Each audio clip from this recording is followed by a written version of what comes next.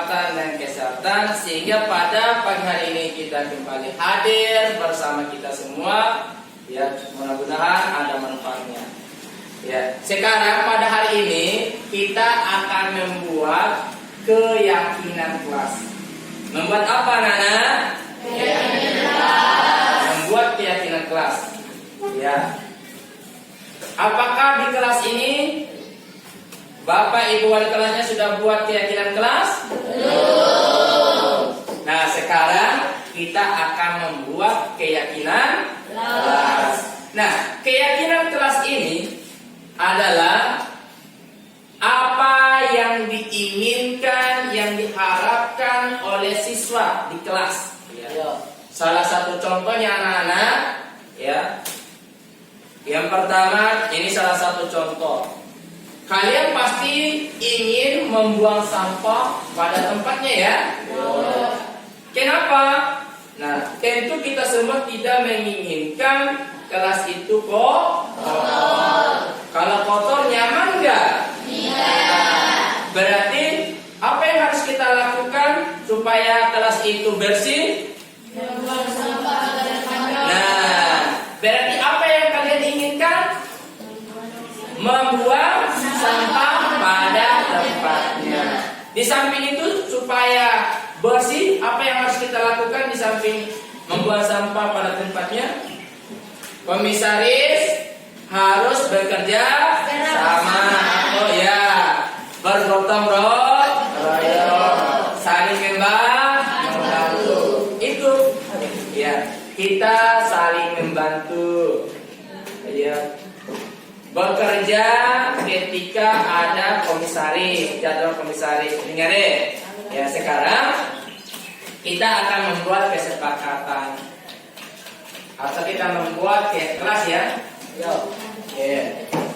Bapak akan memberikan, ya, kertas untuk kalian tulis. Masing-masing membuat kesepakatan masing-masing, ya. Ya. Sesuai dengan keinginan dan harapannya, ya.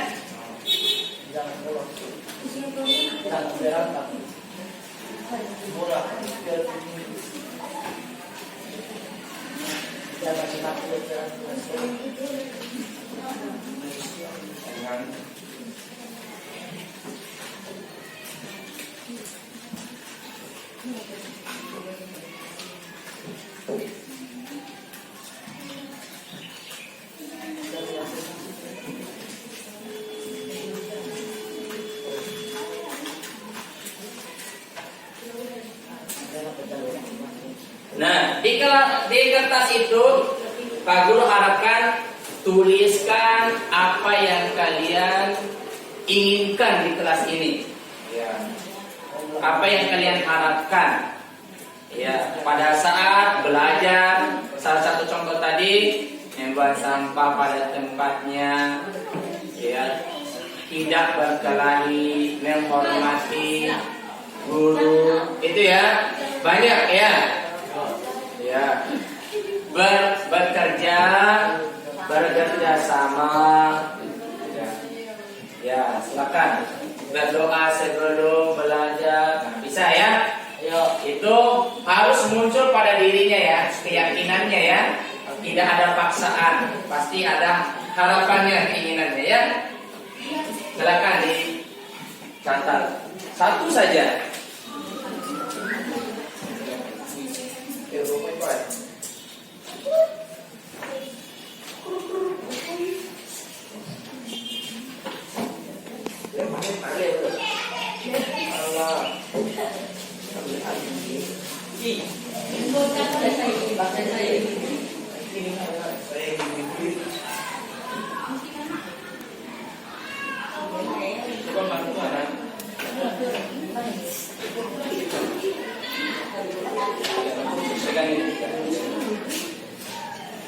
Bisa kesalahan Pak.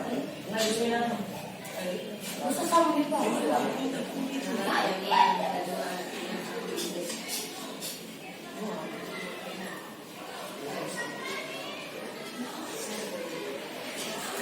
Kalau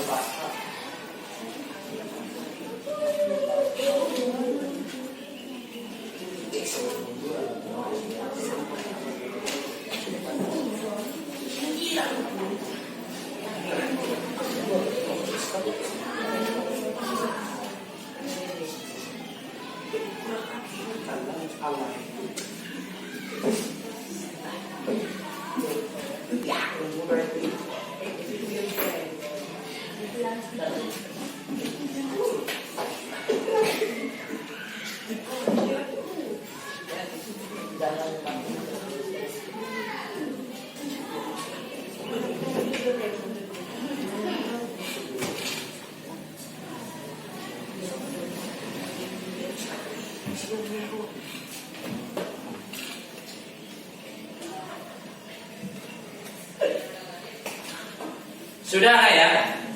Ya, kalau sudah, silakan anak-anak untuk menempelkan keyakinannya. Silakan. Ayo Mas suruh satu-satu, silakan ditempel. Ayo, nggak apa-apa langsung. Ayo, datang masuk.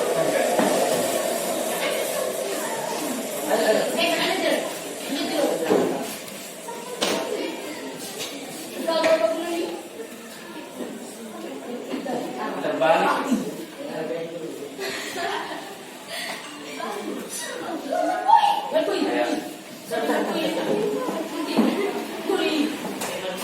Tulis ke belakang.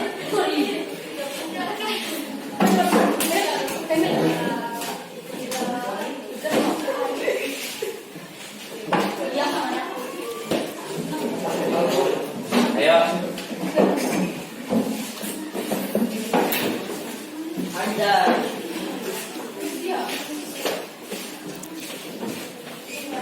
Saya ini.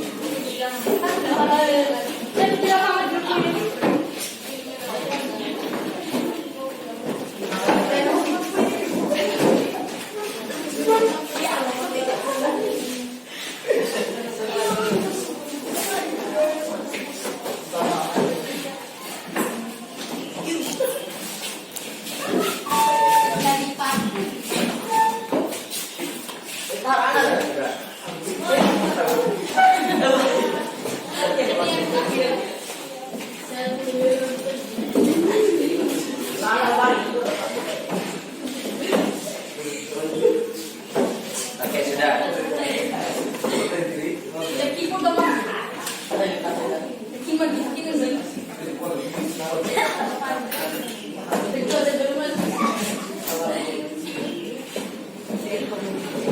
Oke.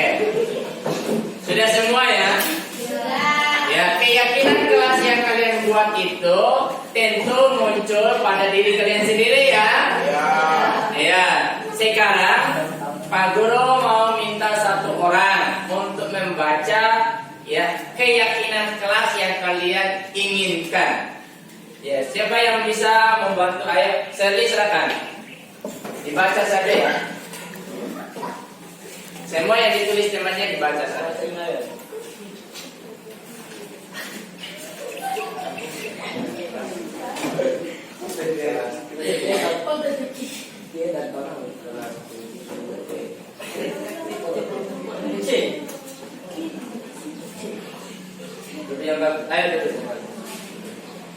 Adapun keyakinan kelas 7B, yang pertama menghormati Bapak Ibu Guru. Berarti menghormati ya.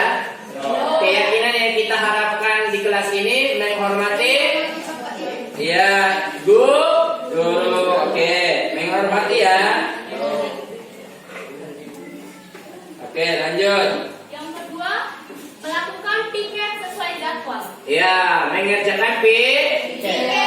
Berarti kelas ini harus mengerjakan piket sesuai jadwal. Lanjut. Yang ketiga, ada mematuhi tata tertib kelas. Ya apa? Mematuhi. Ya, mematuhi ya. Lanjut. Yang keempat, jangan membuli teman. Jangan membuli teman. Lanjut. Bekerja sama dalam mewujudkan lingkungan yang bersih. Ya, apa? Bekerja sama dalam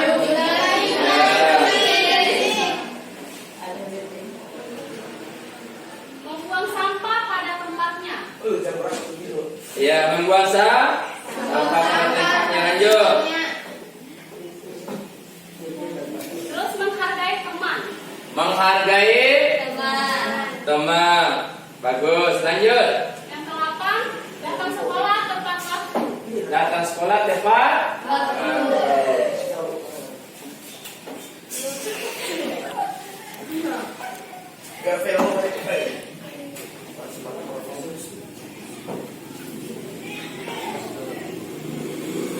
Terus tidak saling membuli satu sama lain. Iya, berarti membuli sudah ya. Membuli tadi sudah ya. Nah, kalaupun ada dobel atau dua keinginan tapi Pak Guru cuma ambil satu saja. Kalaupun sama ya. Oke, lanjut. Terus bergotong royong menjaga kebersihan kelas. Iya, bergotong royong atau bekerja sama ya. Oke, lanjut. Menghargai guru di kelas. Menghargai guru atau menghormati guru sama ya. Oke, kita ambil satu saja. Menghormati guru atau menghormati guru. Ayo. Terus di sini tulisannya ada banyak ya. Saya ingin siswa-siswi melaksanakan piket kelas secara bersama-sama. Iya. Melaksanakan komisaris. Ya, komisaris. Lanjut.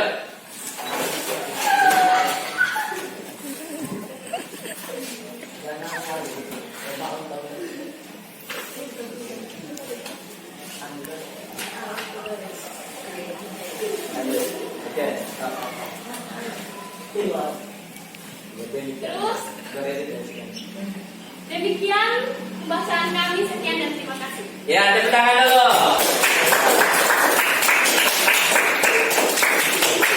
Nah, coba perhatikan. Nanti hasil keyakinan kelas ini Pak Guru akan membuat ya dan akan fotokopi hasil keyakinan kelas ini sebagai panduan kalian untuk ya mengetahui apa saja keyakinan yang ada di kelas 7B ya. Nah, itu saja Pak Guru mengharapkan nantinya bisa kalian lihat apa yang menjadi keyakinan kelasnya ya. Nah, pada kesempatan ini demikianlah hasil kesepakatan kita, hasil keyakinan kita di kelas ini. Mudah-mudahan kita semua dapat menjalankan keyakinan ini. Pak Guru tutup. Billahi taufiq wal hidayah. Assalamualaikum warahmatullahi wabarakatuh.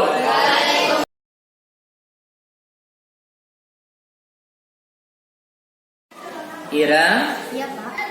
saya dengar dari ketua kelas, Ira sering terlambat ya?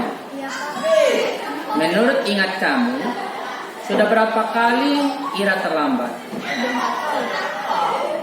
Nah, sering terlambat itu merupakan suatu kesalahan, betul? Iya, Pak. Membuat kesalahan itu memang manusiawi, karena setiap orang itu tentu pernah melakukan kesalahan. Iya, Pak. Nah, yang terpenting kita bisa belajar dari kesalahan itu dan berusaha untuk memperbaikinya. Setuju? Iya, Pak. Nah, sekarang mari kita mencari solusi bersama ya. Iya, Pak. Ira sering terlambat, pasti ada alasannya. Kenapa Ira sering terlambat? Karena saya sering begadang Pak, sambil bermain HP, jadi kurang tidur.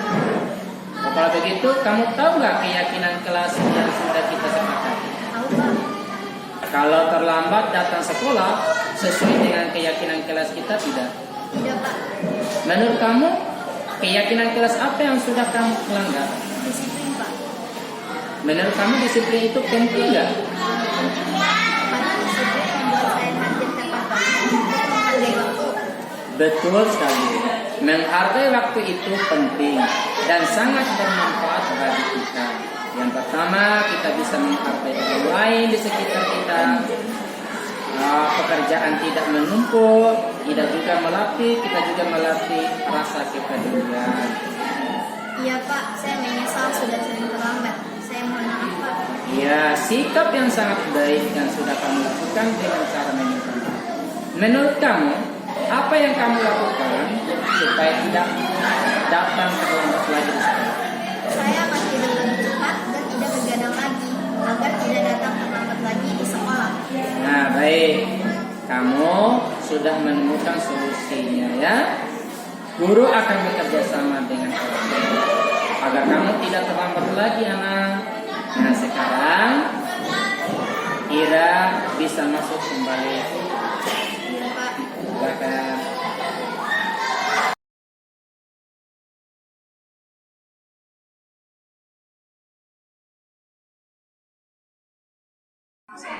Bismillahirrahmanirrahim. Assalamualaikum warahmatullahi wabarakatuh. Alhamdulillahirabbil alamin. Wassalatu wassalamu ala asyrofil anbiya'i wal mursalin sayyidina wa maulana Muhammad wa ala ali sayyidina Muhammad. Bapak dan Ibu hadirin yang dirahmati Allah Subhanahu wa taala. Lebih awal saya memperkenalkan diri. Nama saya Pramudia Sarjana Pendidikan Islam yang merupakan calon guru penggerak angkatan 10. Bapak dan Ibu, pada kesempatan ini saya meminta kepada Bapak dan Ibu untuk kiranya bisa bersama-sama dalam memahami budaya positif, sehingga kami dari calon guru penggerak ini dari modul-modul yang pernah kami pelajari, bahwa pada kesempatan ini kami akan melakukan pengimbasan terkait tentang pemahaman budaya positif. Bapak dan Ibu hadirin yang dirahmati Allah Subhanahu wa taala, kami dapat di dalam calon guru penggerak ini kami dapat di modul 1.4 yang merupakan budaya positif. Nah, kita selaku guru harus memahami bahwa sebagai pendidik ada diibaratkan sebagai seorang petani. Kalau menurut Ki Hajar Dewantara itu, pendidik itu seperti seorang petani, sedangkan siswa adalah tanaman atau padi. Maka seorang pendidik bagaimana cara merawat tanamannya supaya tanamannya itu berkembang baik, diberikan pupuk, diberikan air, membasmi ulat-ulat dan lain sebagainya. Sehingga di dalam pemahaman Ki Hajar Dewantara, pendidik itu merupakan seperti petani yang merawat, mendidik, mengarahkan murid-muridnya. Dan sekarang saya akan memberikan pertanyaan tematik kepada Bapak dan Ibu. Yang pertama terkait tentang hukuman. Hukuman ini mungkin sering dilakukan oleh kita semua di sekolah. Hukuman yang ingin kami ketahui, apakah hukuman ini dapat mendisiplinkan anak atau tidak? Itu yang pertama. Apakah hukuman ini dapat mendisiplinkan anak atau tidak? Yang kedua, pemberian hukuman dengan hal yang positif seperti membaca atau membersihkan halaman sekolah dapat meningkatkan disiplin anak atau tidak? Ini terkait tentang hukuman yang mungkin pernah dilakukan oleh guru. Yang ketiga, memberikan penghargaan dapat meningkatkan motivasi belajar anak. Memberikan penghargaan ketika anak mendapat prestasi atau kebaikan, menurut kita memberikan penghargaan. Apakah itu baik atau tidak? Ya, saya kepengen mendengar beberapa orang untuk menanggapi hal ini. Bagaimana, apakah hukuman itu perlu dilakukan atau tidak? Ataupun memberikan penghargaan itu perlu atau tidak? Mungkin Bapak dan Ibu bisa memberikan tanggapan. Iya. Maksudnya, apakah hukuman ini dapat mendisiplinkan anak? Memberikan hukuman kepada anak, apakah bisa memberikan disiplin terhadap anak? Memberikan hukuman.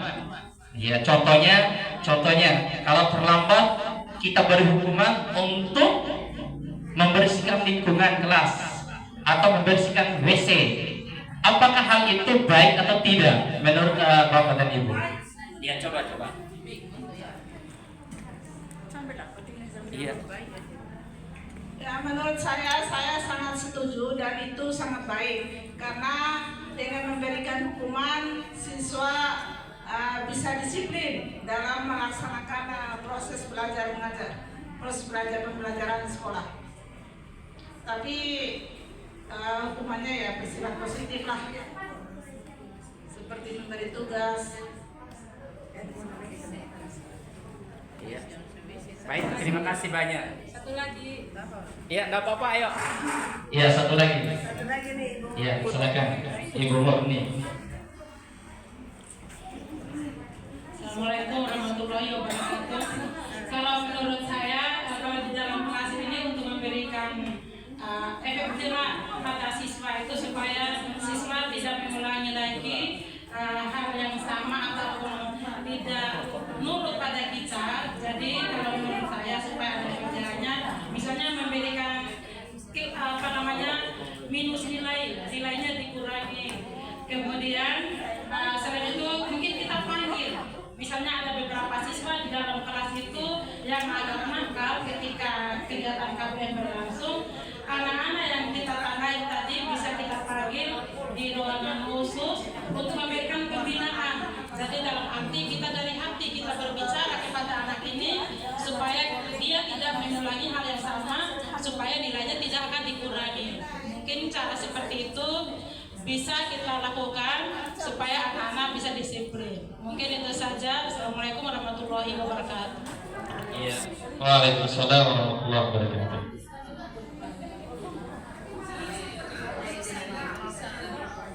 Iya, terkait tentang hukuman dan penghargaan ini, ya. Sebelum kita lanjut menjawab apa yang menjadi pertanyaan dan jawaban dari Bapak dan Ibu, itu semuanya sudah bagus. Tetapi yang perlu kita pahami terkait tentang hukuman dan penghargaan. Iya. Yang pertama,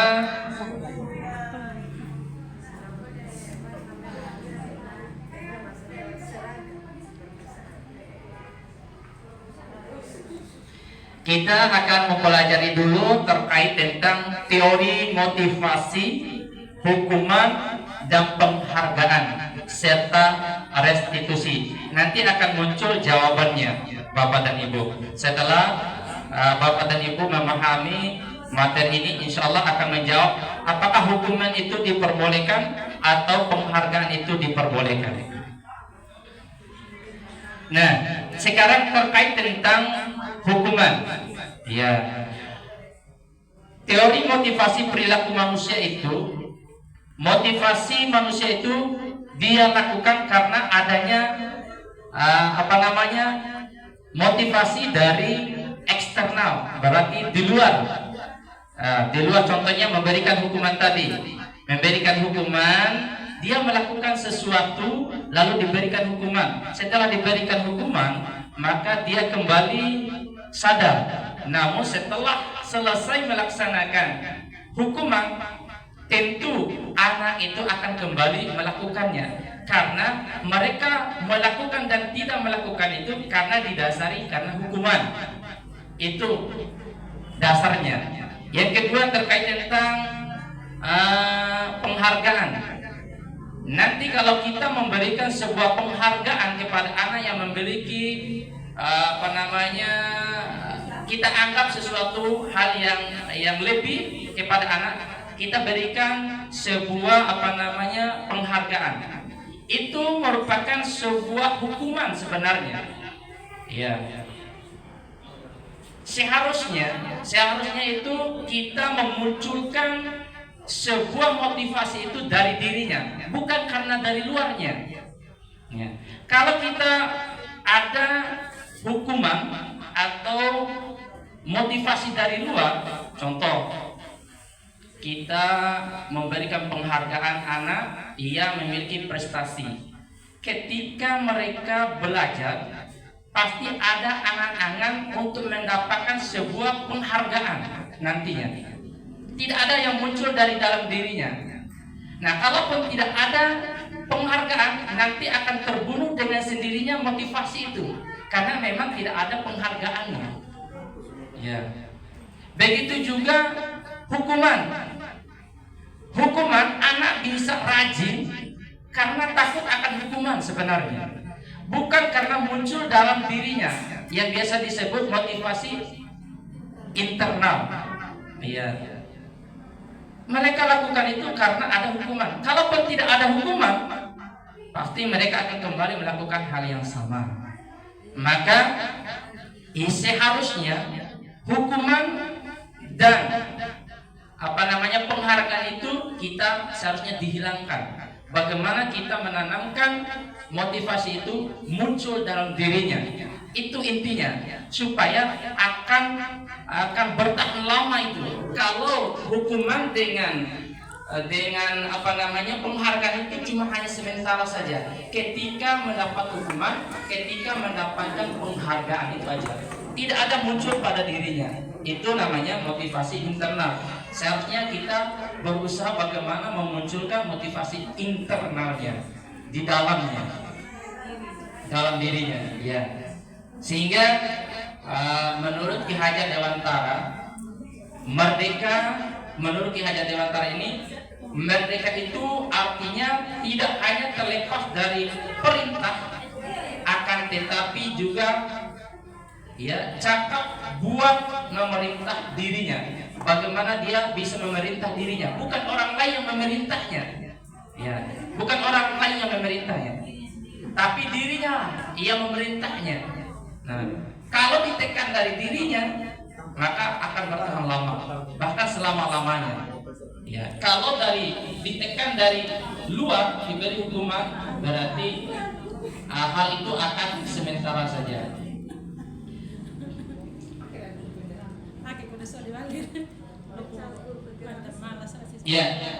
Selanjutnya terkait tentang dihukum oleh penghargaan.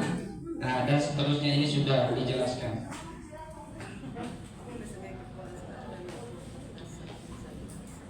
Bapak dan Ibu, ini contoh pengakuan atau apresiasi kebajikan. Yang pertama pembuka. Bagaimana ada masalah, contohnya kemarin saya perhatikan bahwa rasa empatimu sangat besar sekali. Itu merupakan contoh sesuatu kalimat yang bisa memunculkan pada dirinya. Contohnya, kemarin saya perhatikan kamu, memiliki rasa empati besar sekali. Kalaupun anak ini ada yang dia lakukan, menghargai orang lain, membantu temannya di dalam kelas, dalam membersihkan, bukan hanya tidak boleh kita, kamu rajin, kita berikan penghargaan, beri permen ke, beri apa ke. Seharusnya kita harus memberikan kalimat-kalimat yang baik yang bisa memunculkan pada dirinya. Contohnya, kemarin saya perhatikan kamu, memiliki rasa empatimu terhadap temannya sangat besar sekali. Nah, restitusinya pada saat menolong murid baru di kelas kita, pada saat menolong murid baru di kelas kita, dan seterusnya. Nah, contoh selanjutnya, bentuk kalimat. Saya pengen mengetahui apakah kalimat ini yang dilontarkan oleh seorang guru, atau kalimat ini berbentuk hukuman atau sanksi. Yang pertama mencatat jika anak melakukan pelanggaran. Kita suruh mencatat 100 kali di dalam buku kalimat. Apa tulisannya? Saya tidak akan terlambat lagi karena terlambat di sekolah. Yang disebabkan karena terlambat sekolah. Apakah ini merupakan hukuman atau tidak ini Bapak dan Ibu? Nah ini. Nah, saya tanya dulu, apakah mencatat 100 kali ini karena dia terlambat, apakah ini termasuk hukuman atau tidak? Ya, atau konsekuensi? Hukuman atau tidak? Hukuman. Karena ini kenapa tidak konsekuensi? Karena tidak relevan. Apa yang dia perbuat, kesalahan yang dia perbuat tidak relevan dengan hukumannya. Ini adalah hukuman namanya. Contoh, mencatat 100 kali karena disebabkan terlambat sekolah. Apa hubungannya? Tidak ada hubungan kan? Nah ini membunuh sebenarnya, memberikan hukuman kepada anak. Ya, ini termasuk hukuman. Ya. Yang selanjutnya, lari mengelilingi lapangan basket 2 kali karena terlambat hadir di sekolah. Ya.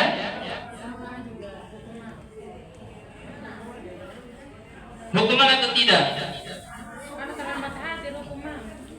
Sebenarnya ada kegiatan olahraga di sini. Iya, olahraga.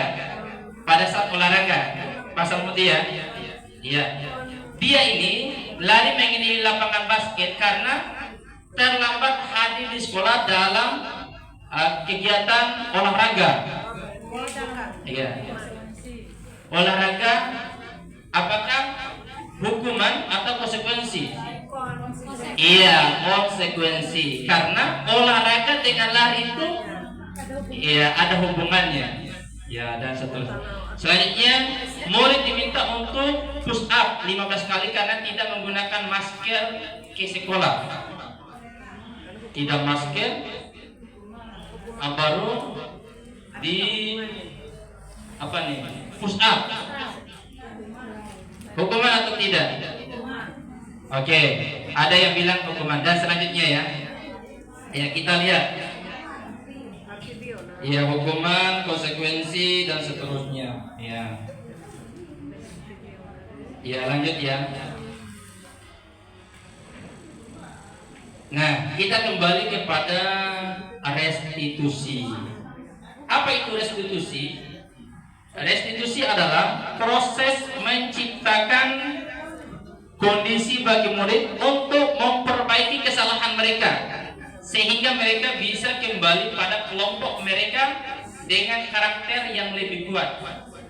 Restitusi juga merupakan proses kolaboratif yang mengajarkan murid untuk mencari solusi untuk masalah mereka dan membantu murid berpikir tentang orang seperti apa yang mereka inginkan, ya, dan bagaimana mereka harus memperlakukan orang lain. Restitusi kita terkait tentang bagaimana membuat sebuah kalimat yang bisa mengembangkan potensi yang ada pada dirinya dan seterusnya.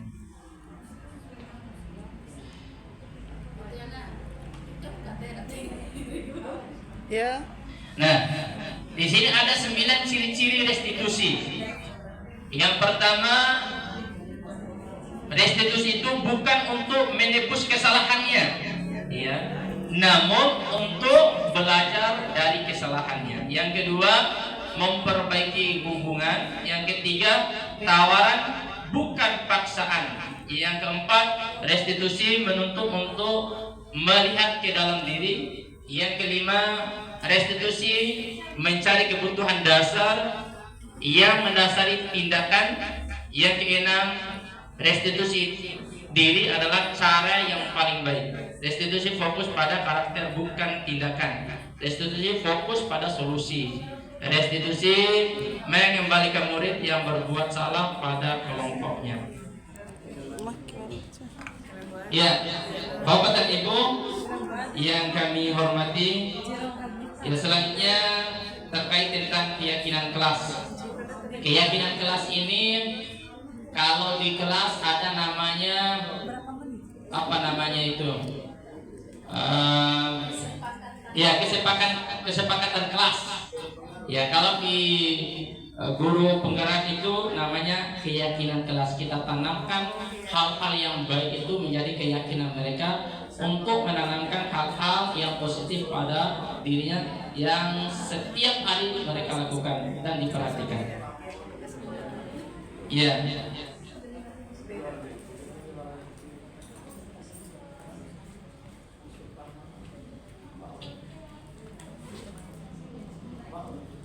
Budaya positif. Baik Bapak dan Ibu, selanjutnya ya pembelajaran keempat ini kebutuhan dasar manusia. Kita kembali kepada kebutuhan dasar manusia di dalam memberikan sesuatu yang terkait tentang restitusi itu. Yang perlu diperhatikan adalah kebutuhan dasar manusia. Nah, kebutuhan dasar manusia ini ada 5 Bapak dan Ibu. Yang pertama adalah bertahan hidup. Maksudnya bertahan hidup ini, setiap orang pasti menginginkan bahwa dia berusaha semaksimal mungkin untuk mempertahankan dirinya. Apakah dari tantangan zaman, apakah dari ancaman orang lain, mereka tentu berusaha semaksimal mungkin untuk mempertahankan dirinya. Yang kedua adalah kasih sayang dan rasa diterima. Tentu setiap orang memiliki keinginan disayangi, ya, dicintai, ya, dan diterima pada lingkungan tersebut. Nah, ada seseorang ini kita pun menginginkan kita dibenci oleh orang lain, kita tidak disayangi oleh orang lain, tentu tidak menginginkan hal itu. Yang selanjutnya penguasaan. Ya, kebutuhan dasar manusia ini pasti ada namanya penguasaan. Ya, menginginkan sesuatu. Ya. Nah, kita menjadi sebuah profesi juga ini ada terkait tentang penguasaan, ingin menguasai. Ya, dalam hal positif. Yang selanjutnya kesenangan. Setiap orang kebutuhan dasar selanjutnya adalah kesenangan. Tentu orang atau kita ini menginginkan kesenangan. Bahkan ada 1 minggu kita pergi rekreasi, cari kesenangan, cari teman yang bisa saling menyayangi dan seterusnya. Dan selanjutnya kebebasan, bebas untuk menyampaikan sesuatu. Ini merupakan beberapa kebutuhan dasar manusia. Nah, selanjutnya ada 5 posisi kontrol. Ya, posisi kontrol ini yang perlu diperhatikan. Posisi kontrol itu yang pertama hukuman. Nah, kita harus memperhatikan terkait tentang hukuman. Hukuman ini perlu kita hindari. Ya, ini posisi kontrol kita sebagai guru harus berusaha semaksimal mungkin menghindari hukuman. Ya, kenapa? Karena hukum ini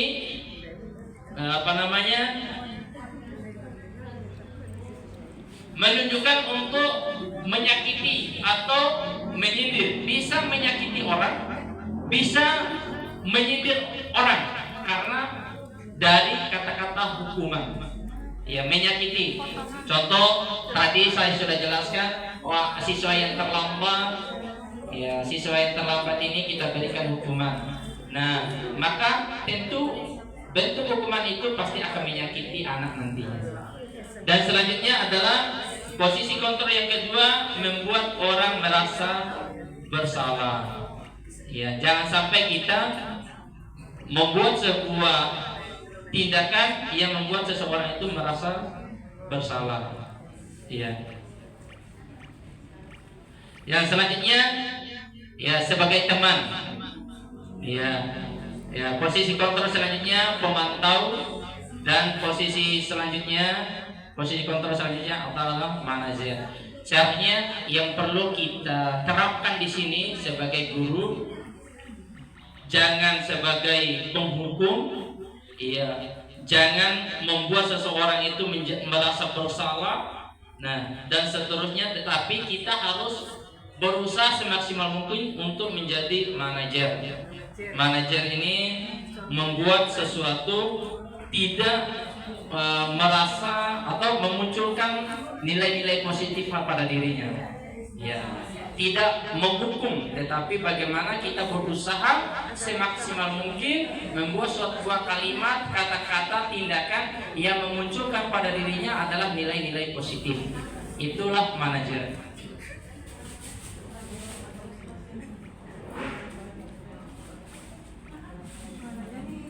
Ya, dan seterusnya ya. Nah, Bapak dan Ibu hadirin yang dirahmati Allah Subhanahu wa taala, mungkin itu aja yang perlu kami sampaikan terkait tentang nilai-nilai positif yang harus dimunculkan pada diri anak. Demikian, wassalamualaikum warahmatullahi wabarakatuh.